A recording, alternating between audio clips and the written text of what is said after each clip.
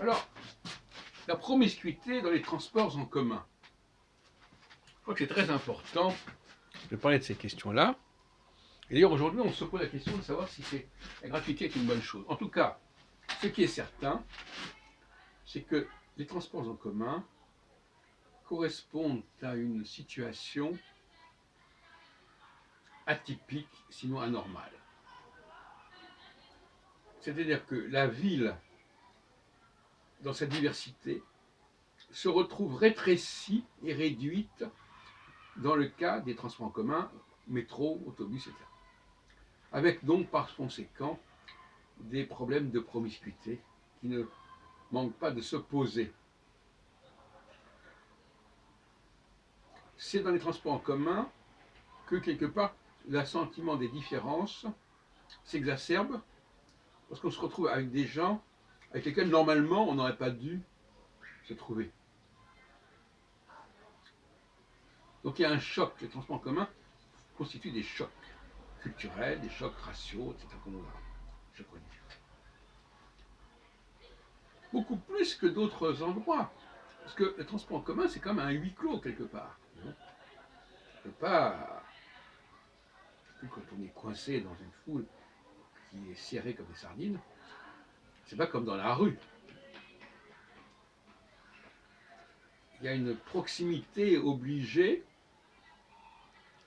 qu'il vaudrait mieux à la limite éviter quand il s'agit notamment de courtes distances. Il vaut mieux les faire à pied que de s'imposer le transport en commun qui est pénible visuellement et au niveau de l'ouïe, et peut-être même aussi au niveau olfactif, parce qu'il est possible que les uns et les autres se gênent par leurs odeurs, parce que nous n'avons pas tous la même sensibilité olfactive, nous n'avons pas tous la même sensibilité au niveau de l'ouïe, et nous n'avons pas la même sensibilité au niveau de la vue, pour toutes sortes de raisons que je vais aborder. Et par conséquent, le transport en commun, c'est un petit peu ce que je disais l'autre jour à propos de ces empires qui sont réduits à la portion congrue, et où on se trouve des gens qui étaient dispersés dans l'empire et qui se retrouvent les uns sur les autres. Eh bien, c'est vrai au niveau politique, au niveau macro-politique, mais c'est vrai au niveau micro-politique dans le cas du transport en commun. Parce que la ville se trouve concentrée dans un espace de quelques dizaines de mètres carrés, sur des durées qui sont parfois assez longues, et il vaut mieux éviter ce genre de situation. C'est un problème écologique aussi, mais on sait que par exemple qu'en Israël, dans les quartiers religieux, les femmes se mettent à l'arrière, les hommes à l'avant, enfin, des choses comme ça. Autrefois, il y avait les premières et les deuxièmes classes dans les métros. C'était déjà pas si mal. Si on ne voulait pas côtoyer certaines catégories de population, on prenait des billets de première classe.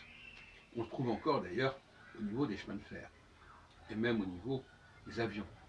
Et c'est pas pour rien qu'il y a plusieurs classes, et qu'il y a plusieurs prix, parce que c'est éliminatoire et c'est sélectif. Dans les deux sens d'ailleurs.